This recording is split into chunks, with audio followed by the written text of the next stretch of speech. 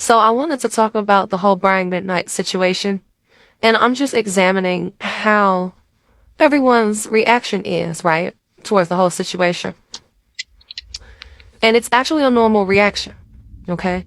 For Brian McKnight to shun his son like that when he was terminally ill is inhumane, heartless, cold, and cruel. Okay? So, this is a P.I.M.O JW channel. So you know I'm going to compare this to the Watchtower organization. And you know I'm going to compare this to the Jehovah's Witnesses. Okay. It is the same thing, except the difference between regular everyday people and Jehovah's Witnesses is this is a normal thing for Jehovah's Witnesses.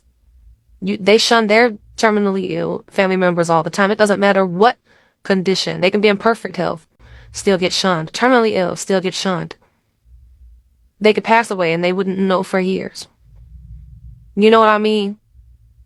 So it's kind of like the same thing. So for people to react this way, it's normal. And this is why the organization isn't growing, because there's no way that a person with any heart or any common sense would be able to shun someone that they love. Okay?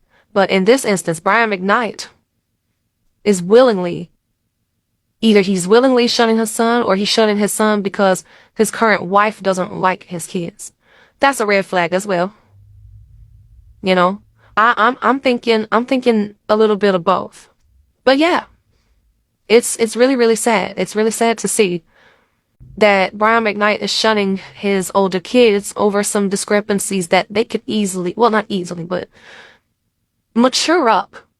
You know what I mean? Mature up. You know, there are parents that are shunning their children right now in the organization only because they think they have to. Brian McKnight is shunning his kids because he wants to.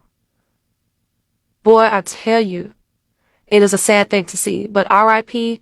to his son, Nicholas McKnight, aka Nico McKnight. And I just want to send my condolences to the family. Yeah, that was the first thing that came to mind for me as well. And you know what the crazy part is? You actually have Jehovah's Witnesses talking about the Brian McKnight situation. Like, what? I know y'all ain't talking. I hear them talking about, oh man, Brian McKnight, I'm never going to any of his concerts ever again because he's just being so cruel to his kids. Oh, he was so cruel to his son. Oh, how dare he, shame on him. What? What?